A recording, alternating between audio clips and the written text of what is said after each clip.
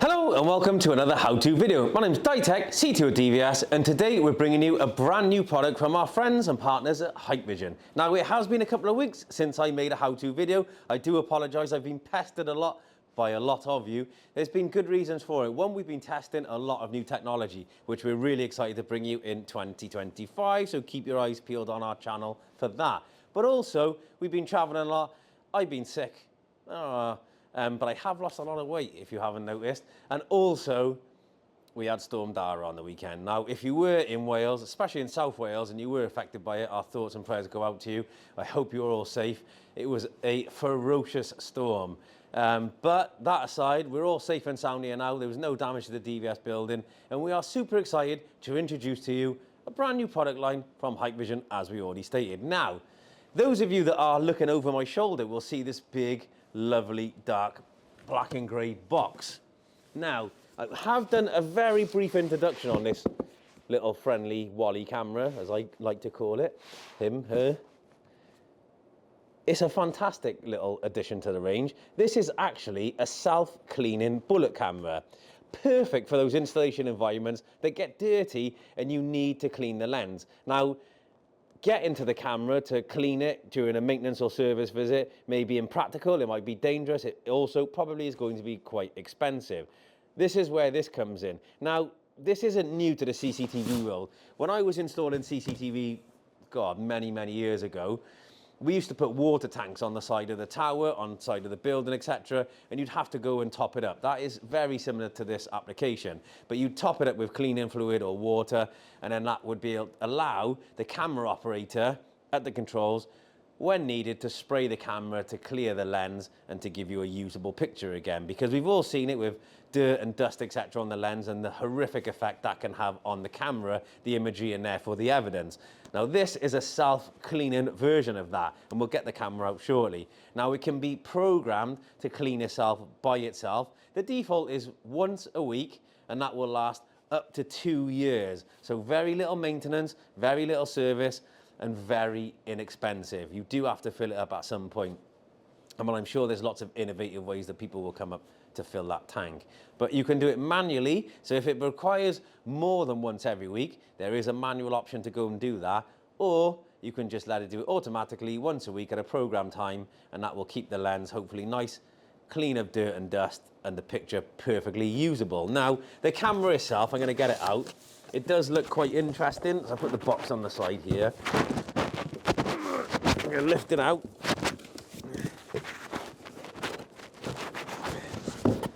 So, you can see this is a 4 megapixel IDS 8-line camera, so it has smart intelligence in there.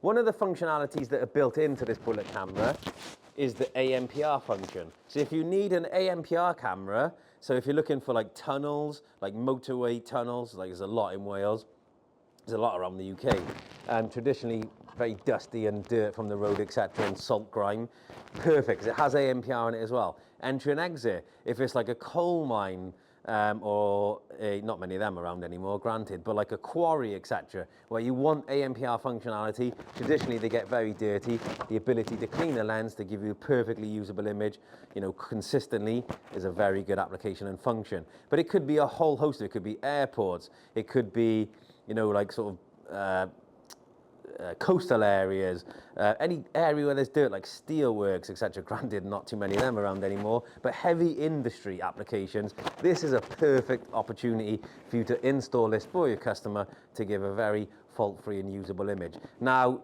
you do have to fill it with cleaning fluid, and I'm just going to use water in this demonstration. You could also, of course, use a non-corrosive additive. You don't want to put anything corrosive in there. But you can see your way around this standard bullet camera, 4 megapixel. They do it in an 8 megapixel as well. It's a 2.8 to 12mm varifocal lens, motorized of course, and it does have the wiper in there. As you can see, if I take it a little bit closer, you can see the wiper assembly and the spray assembly there. Yeah, motorized thing. And it is a PT, so pan and, not tilt, it's pan, it's a PTZ, it's a PZ. It's got pan on it, and it has the zoom functionality as well. you can adjust it. It comes with an Allen key in the box actually for the tilt. So obviously it does come with a manual. In the little packet, it comes with a big and a small Allen key. You can see the adjustment sliders on the side. So you simply loosen these. And this is where you get your adjustment from.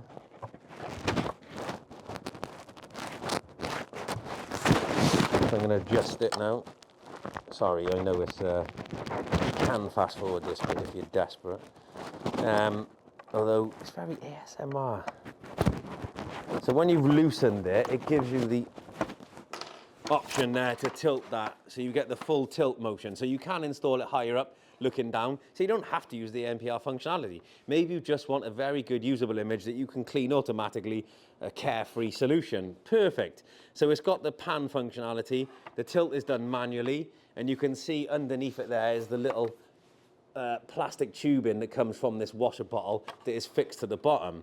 Now, what I will do is just lock that in place a second while we do this video, because I do not want it moving. But it's a very simple adjustment. I'm going to over tighten it just to keep it locked in. And again, it does have some other smart functionality, which I'll show you for the web browser. But the introduction of today's video is really to give you that introduction to this self-cleaning range. Now, here's the part number. If you want it, you can pause the video, but it is a self-cleaning, and it has got the Y in it, so it's an anti-corrosive, like NEMA 4X housing, effectively. So it's not stainless steel, but it does have that anti-corrosive property in it with a NEMA 4X coating, effectively. So it is good for areas with high moisture, etc. And again, the motorway tunnels, those kind of quarry sites, they all have that kind of thing on there. So there's a filler bottle on the back, so there's a rubber cap, you just pull it off, so it pops off, and then you can simply, and I've got plain old council pop here, grew up on this, and I'm just going to fill the tank up. I'll try and get this in the video. I'm trying not to spill it on the floor.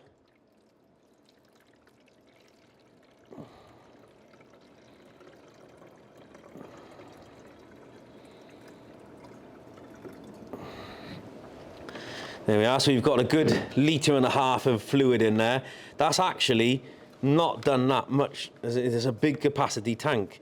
So if I put the cap back on, you can see there the fluid in there. Yeah. So you could fill that up with, I could probably fit at least 3 of these. They're like 1.25 litre jugs. So it's quite a big tank on it, which gives you the longevity. Now, it's got all the web browser functionality, etc. You can power it with a 12 volts or with PoE. I'm going to put PoE into this. So hopefully the PoE I just plugged it into will power that.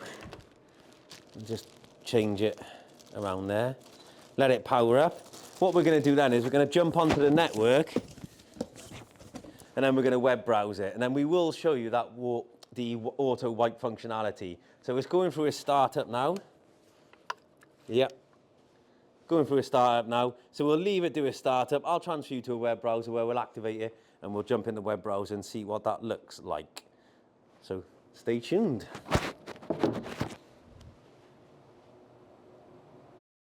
Okay, so camera's powered up off the PoE source over there, like where we left it. What I did forget to mention, stupidly, was there are brackets available to fit this on. You can, of course, come up with your own bracket. You could fit it onto like an Ultron, or a WEC kind of assembly. You could fit it onto Unistrut. Very simple way of fitting this camera.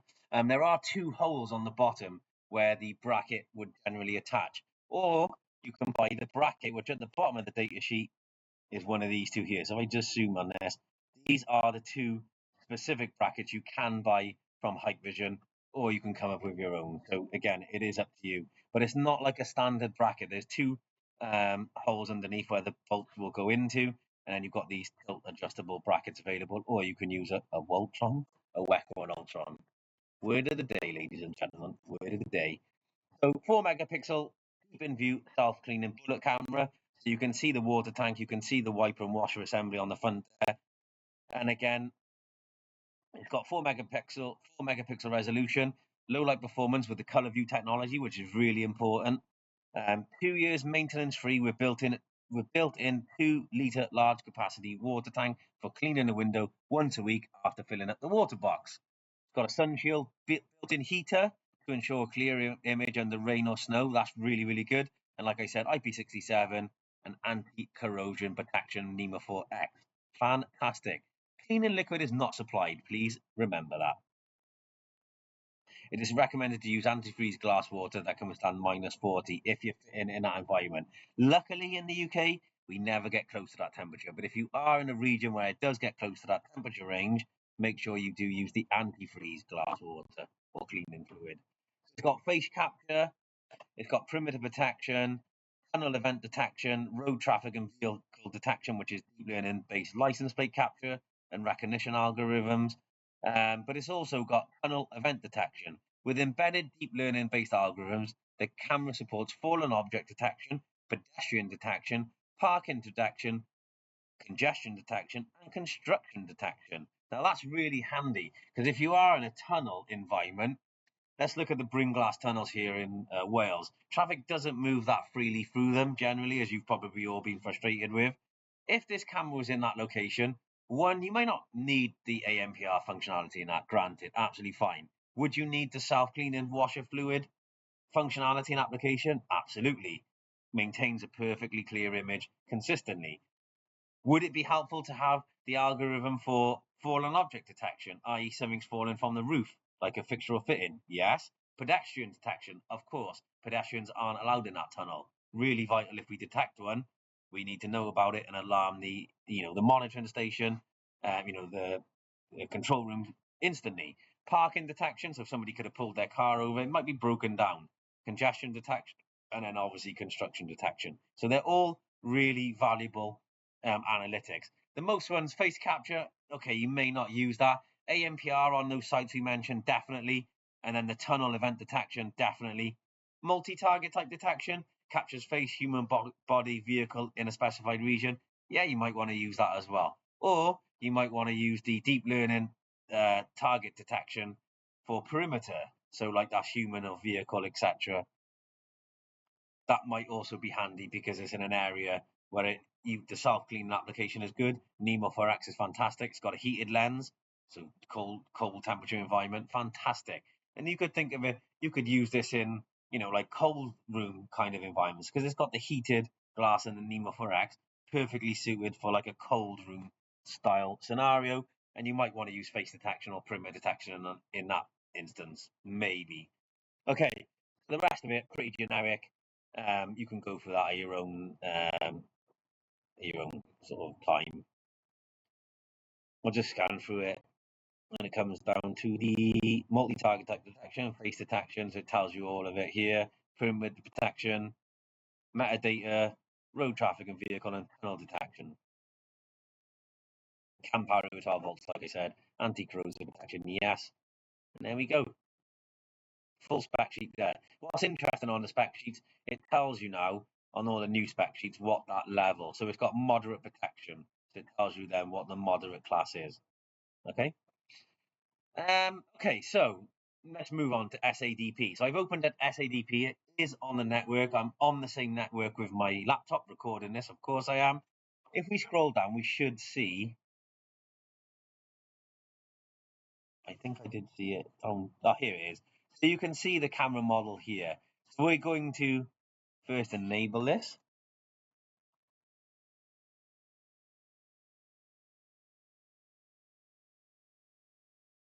I do want to enable Hike Connect. I may as well do it at the start. And yes, I do require that. So activate it. I'm going to give it a verification code.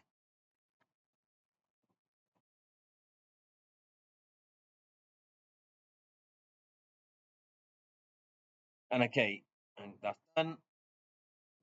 And I'm going to enable DHCP. Cancel that. Enable DHCP. And then type in my admin password.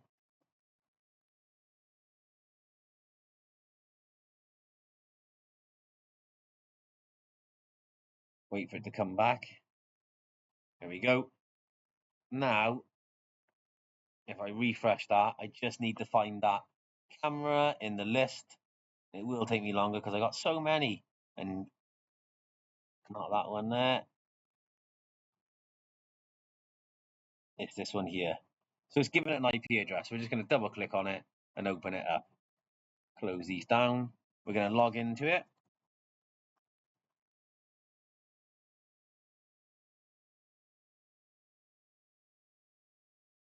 And there is my camera. Now, it's a main view HD, so that's in 4 megapixel HD. It opens it in substream, nice and easy, because if you haven't got the bandwidth, especially, excuse the mess in my camera, I'm with some stuff around, but you get the idea. So firstly, we're going to change the time and date. So configuration,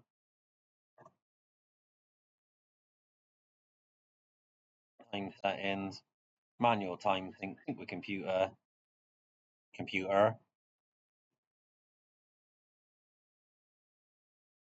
and there we have it. Put it back to the live view there. What I'm going to do is just walk in front of it so you can see what that looks like. So you can see that is a very good image. I will put it in the substream mode actually, just to make this a bit more fluid. And I'm going to turn the heating off because it's very warm in here currently.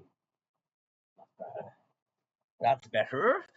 Okay, so starting at the top, this is the new web GUI. If you haven't noticed this before, it is the new web GUI. It's very intuitive, very easy to use. I know people don't necessarily always like change, but trust me, it's very easy to use. Standard functionality, you've got web components download, you've got digital zoom, take a snapshot, substream, start recording, full screen, exit, full screen, etc. Really simple to do. So you can see on the PTZ control here, I can, he says, why is that not moving?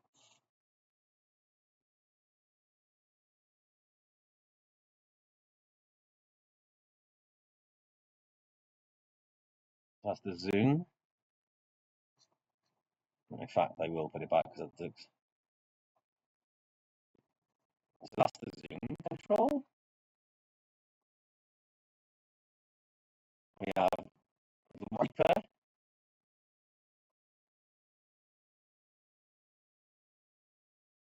auxiliary focus, lens initialization, manual tracking, which isn't available, and manual cleaning. So on the web browser function, there is the option for manual cleaning, like we said.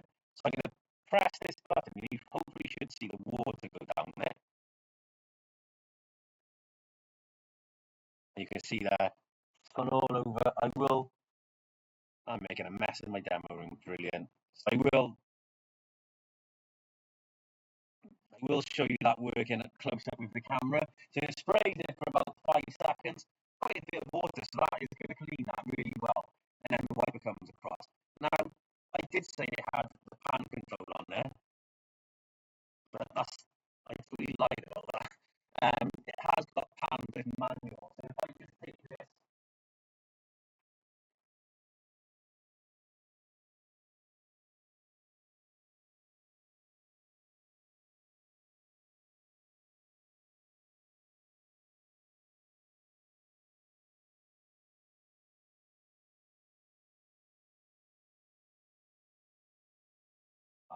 it's a total mess I've made. Water on there. Give me 2 seconds. Okay. It doesn't have the pan left and right on there. I do apologise. Don't know why I knew it didn't, and I thought it did for some stupid reason because it's a bullet camera. It's got the motorized lens. The adjustment is like I said for the tilt. The pan, you do it on the bracket. So once you put it on the bracket, you turn it round to the applicable location using the turn on the bracket itself. So just remember that it's a manual PT effectively. So you've got to manually pan it and manually tilt it into the position, but it does have that functionality. It's just not motorized. The lens, however, is motorized. So I do apologize about that. Less Russian moving forward. But yeah, just to clarify, but it's still a fantastic product nevertheless. So if I go through the menu with you, so you've seen how I've done that manually from the front page. I believe you can do it from Height Connect. I will look at that shortly. But if you go into configuration, very standard web browser functionality. So you've got the video streams here. So by default, 4 megapixel variable, 25 frames a second, H.265, etc. And you can set these as required. So you can change the resolution, bit rates, etc. for the different streams. If I go to image, again, you've got image adjustment. So depending on your application, you can adjust all of these dependently. And then if I go to focus, semi-auto, day-night switch is auto, but I could put it in night mode. Let's see now. Backlight is, they're all off. You can change them. White balance, image enhancement, and then video adjust. If I go to day-night switch, then let's put it back to auto. And then you've got sensitivity. I always put it at 7, so it's more sensitive to the change. Filtering time 5 seconds. So after 5 seconds of that sensitivity, it'll change back. But there is the color view technology in there, so you can change it. These are presets. So effectively, if you know you've got a low illumination, you can even say that. Click that, and that will preset all of it to what you need. Or you've got basic, backlight, custom 1, custom 2, etc. So it's very straightforward. And you can see very standard Hikvision. So you've got scene mode, outdoor, you can put it to indoor, lens, distortion, correction on or off. By default, it is off, but you can turn it on if you're getting some distortion in the image. OSD configuration, so you can put custom text on there. I know everyone likes their own custom text. Change that. DVS self clean camera. Click save and drag that down there. You get the idea. You've done this loads of times with Hikvision product. Very customizable. Or you can put customized text on there, like die tech, add, and you can see I've got it there. Click save on that, and then you've got time settings. We've already done the time setting, but you can do it there, and you can do it in maintenance also. System, so you've got system settings, got all these different settings. So you've got the time settings, RS-232, system service, location, if you want to use longitude and latitude, an external device. So under the external device, manual wiper times, you can adjust it. When you press the wipe button on the web page, it wipes twice. If you want it to wipe once or more, you could put it to 5 times if you wanted, which is the maximum. Or you can just put it, leave it as default as 2. We'll put it to 3. Cleaning mode is auto or off, and the threshold. What you actually want to adjust is this time cleaning, where it says enable time cleaning, and that's on. And time cleaning cycle is days. So you can change it to a maximum of 30 days. The default is once a week. If you don't think it needs to be cleaned once a week because of the installation type, change it. Make it 15 or 30. Or you can make it less. You could do it every day if you felt it was appropriate. Just be warned, the less you make it, it won't last that 2 years as stated on the spec sheet. So you would have to top the fluid up more regularly. But you can change it if that's really what you wanted. We'll leave it as the default 7 days. And you can choose manual cleaning from that button there by clicking that, which is the same as doing it on the web page. And then you can click save. User management, just where the users are online and their user type. Networks, you've got the network settings, which you've already set. And we've got network service, HTTP multicast, RTSP, SRTP, Bonjour, WebSockets, NAT, platform access, ISUP, High Connect is already on, or should have been on.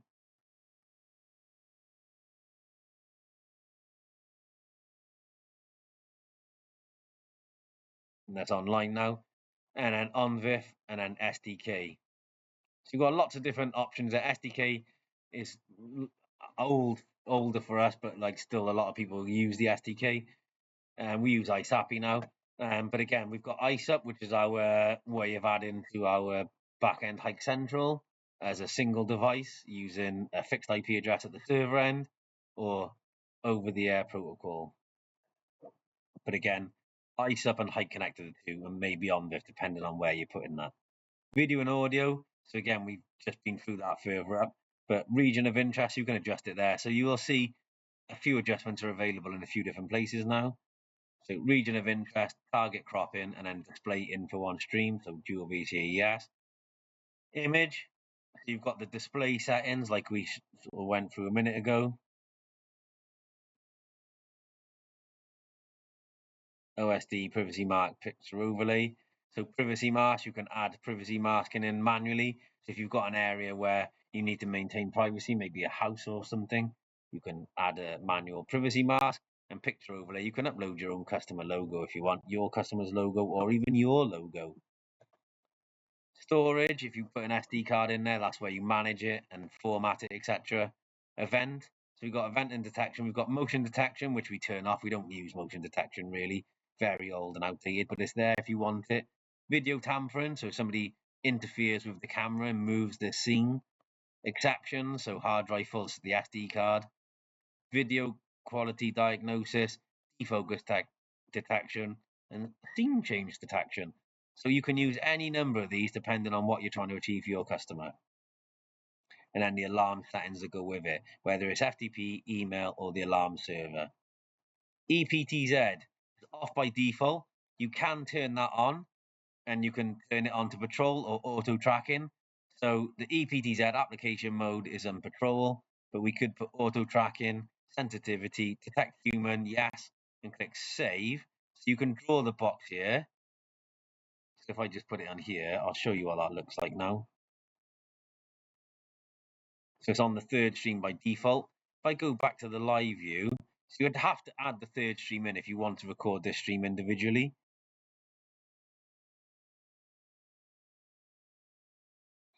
That's on the third stream. So if I walk in front of this, the EPTZ should lock on and track me effectively.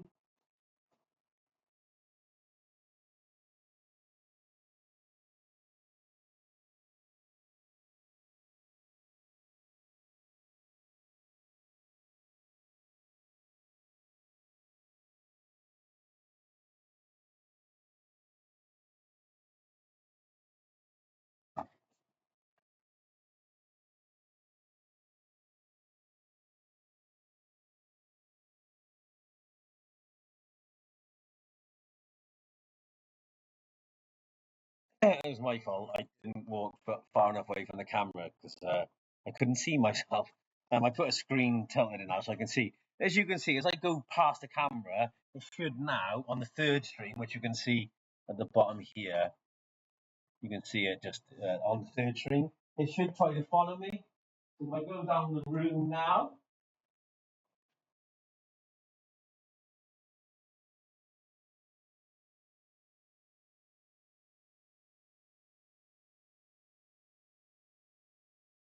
so effectively, you can see the EPTZ tries to keep the subject, whether it's a vehicle or a human, in sort of center of attention. So that works great. If it is in like a tunnel or like a, an area where that becomes an area of interest where you want to highlight that, all you need to do is effectively enable the EPTZ on auto tracking. It does it on the third stream. You can record the third stream on the NVR, which then gives you the dedicated tracking of a human or vehicle in that scene. So it does prove helpful. Most of our high-end cameras have it now. So again, you may find use of that EPTZ function, but it's not a traditional PTZ function. It's basically manipulating the image, like using digital zoom to track a subject. So, but it works really well. Under configuration, going back now, so we sort of covered everything under the configuration. Maintenance and security, standard, you've got your restart, scheduled restart if you want to reboot it at midnight every Sunday, for instance, you can do that.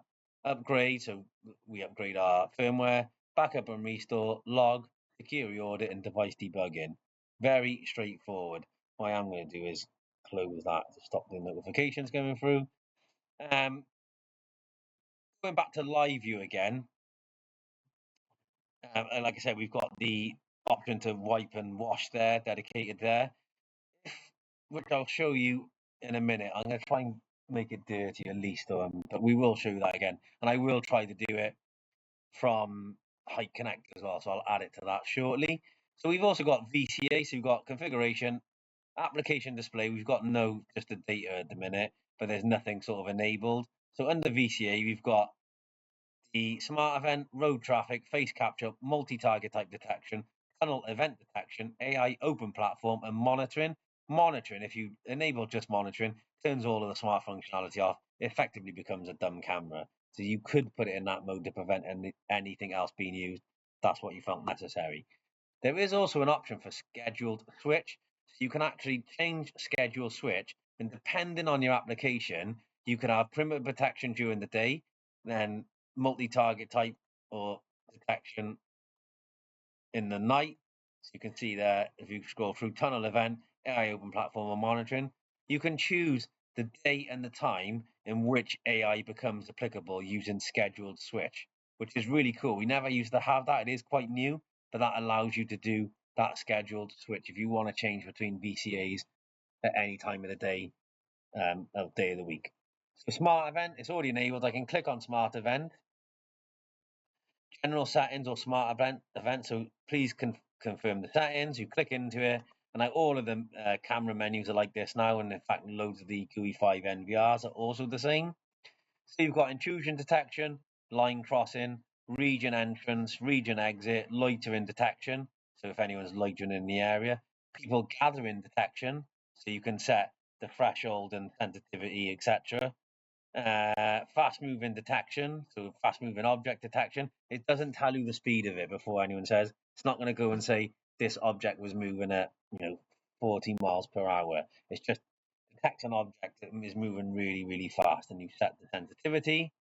Parking detection, and then attended baggage detection, object removal, or combined events. You have to have two events to create an outcome or an alarm, which could be quite helpful. So there is a lot in the smart event. Most of us are going to use like line crossing or intrusion detection if it's perimeter protection. You just enable it. Human or vehicles, either way, just for testing. Sensitivity, and I always put target validity. I start at high, and then draw a line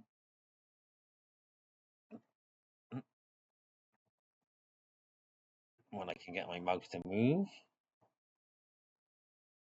If you double click on it, it actually makes the image bigger, so which makes this.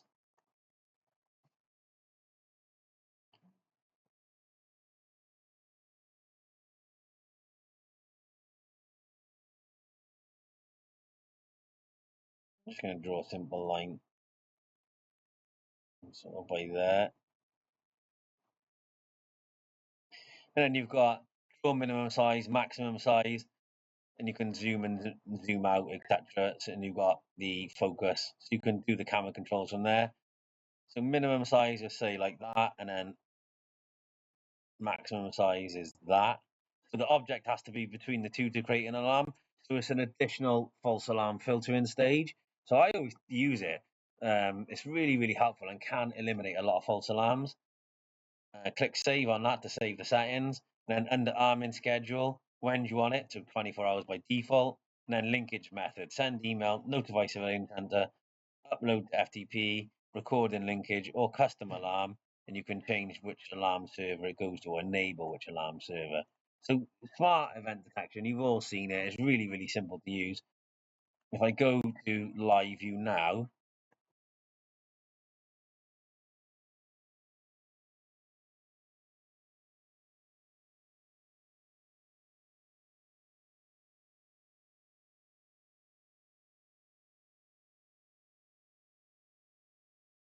what I do need to do is there's an option to enable that live view on live view. Sorry, give me 2 seconds.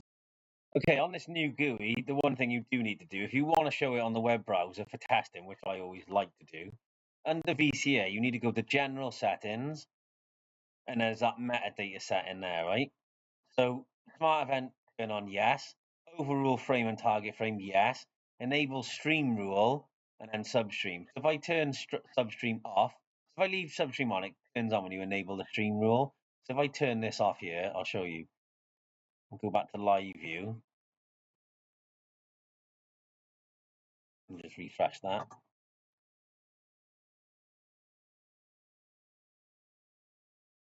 So it's not on any of the streams currently, right? So if I go into here, because might be messy when you're doing sort of looking at it through the web browser. But if I go to VCA, general settings, metadata, enable stream rule, turn substream off and click yes. Go back to live view.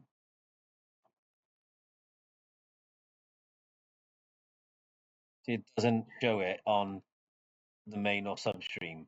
But if I go back into it now, which is the interesting part,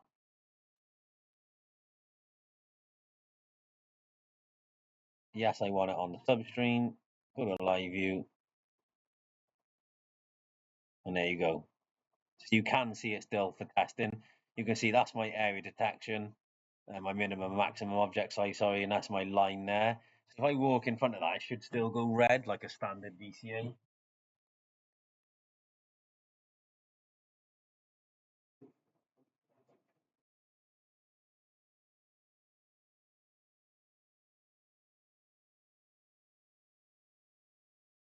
Yeah. So that's it, triggers. So you get the idea, very standard functionality. But like on the old cameras, you used to have to go to local and enable that on the live view. Now you have to do it under VCA. But if I go back into VCA, and again, you can choose any one of these.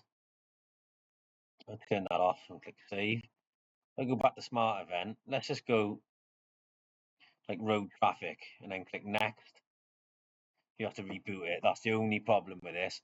Every time you do this, you do have to reboot it to change that mode.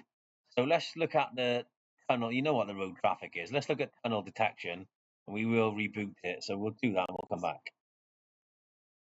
Okay, the camera has rebooted now. I'm not going to go through all of the detections. Like most of you are already very familiar with them anyway.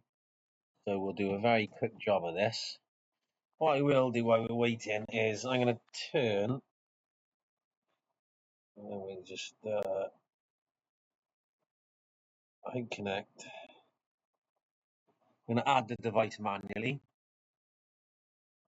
First of all,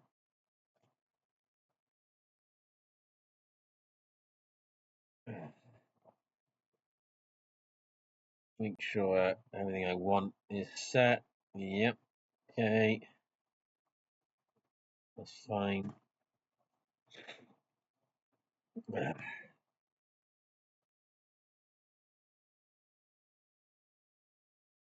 Okay, I'm going to add this. Oh, sorry, I'm going to sneeze, everybody.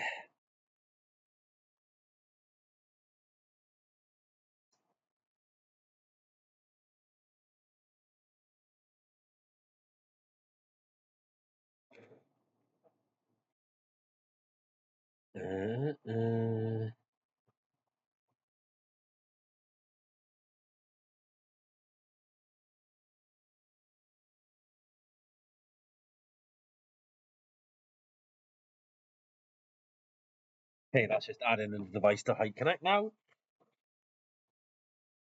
We'll come back to that. So if I go to VCA,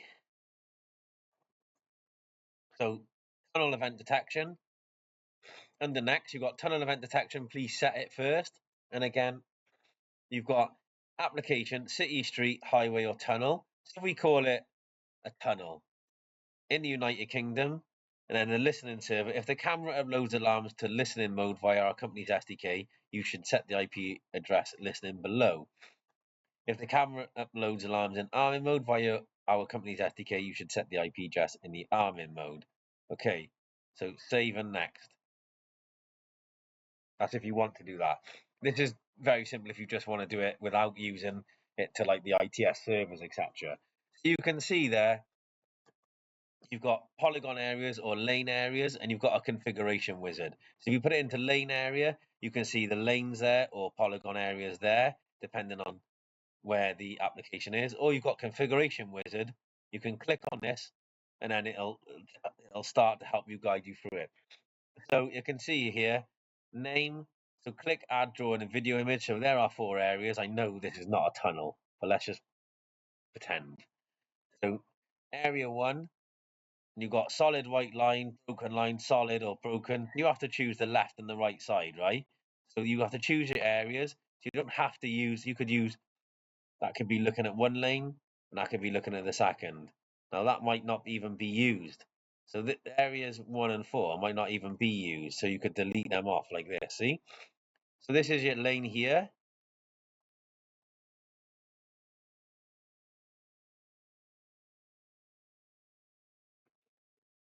And this is your second lane. Just so happens I've actually got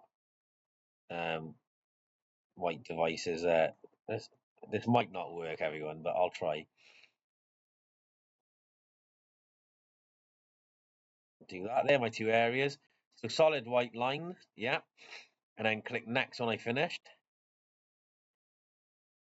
Next. So add the triggering line is at the location of the captured license plate, which needs to be located at 1/4 from the bottom of the live image, and the license plate pixel should be 8 to 0. Okay. Click to add an event, so add a rule. So traffic event, yeah. So you can choose all of these, or let's just say pedestrian detection, click OK. Sensitivity 50, duration from 1 second or more, detection type pedestrian, two-wheeler, tricycle, police, or constructor. You might want to put all of them in there, which is fine. In schedule is, I'm going to put it 24/7.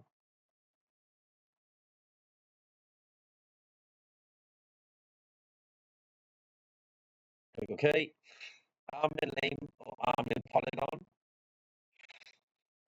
is the lane that we just did. And then you can do what lanes 1 and 2 there.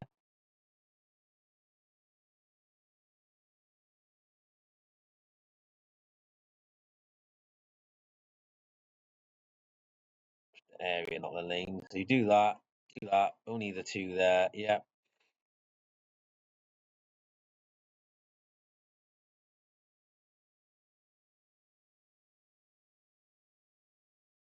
Cool. And then you can put the filter in time. You can add more as well if you want. You can keep adding them. Click save. This might not work, but you get the idea.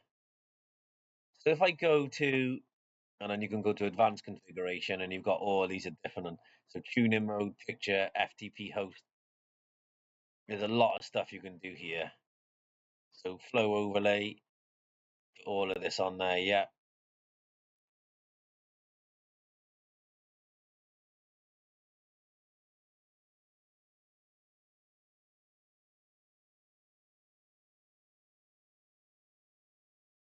That's done.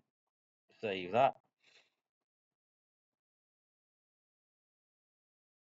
It's done. So if I go back here, general settings, you can fill all that in with the picture, alarm servers, etc. This is more specialist, more if you're using like the tunnel detection. But effectively, that's kind of a very, very brief overview of what that detection would look like for the different modes. Now, the tunnel detection, effectively, you probably would use that in combination with our ITS server, but you can just do emails, etc. If that's what you really wanted. Again, trying to get that to trigger now would be difficult based on the fact that I'm not even there. But you do get the idea, right? So you've got the two areas. Done. I don't think I can even show you that working, being honest with you. But if that was the lanes and I stood in front of it, that would effectively detect me as a pedestrian and then go into alarm, right?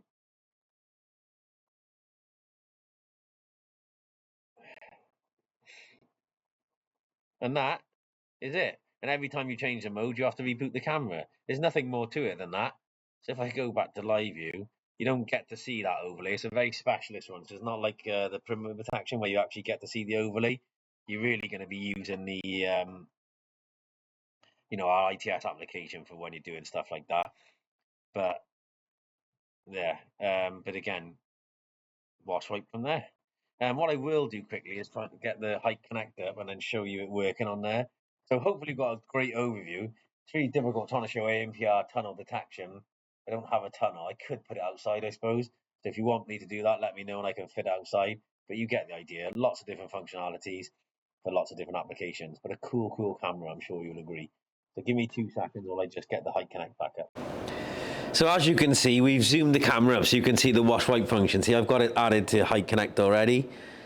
There you go, beautiful image. It's hard to see off there, but yeah, fantastic image off Height Connect. So I'm going to trigger the wash wipe function now. So if you just watch this, Bit of ASMR for you.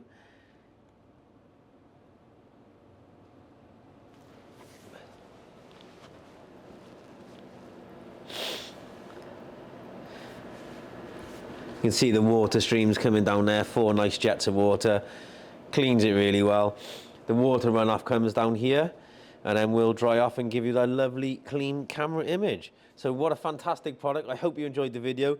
So couldn't show you too much about the tunnel detection, doesn't show on the web page, but you get the idea, the different analytics, lots of different functionality in there. The most important thing is the NEMA 4X, the 2-litre water tank, the self-cleaning function that's automatic, 7 days or adjust it, plus the manual cleaning option, 2.8 to 12mm varifocal motorized lens, 4 megapixel, tilt and turn, job done, PoE powered. Hope you enjoyed the video. See you next week for another how-to video. Don't forget to like and subscribe.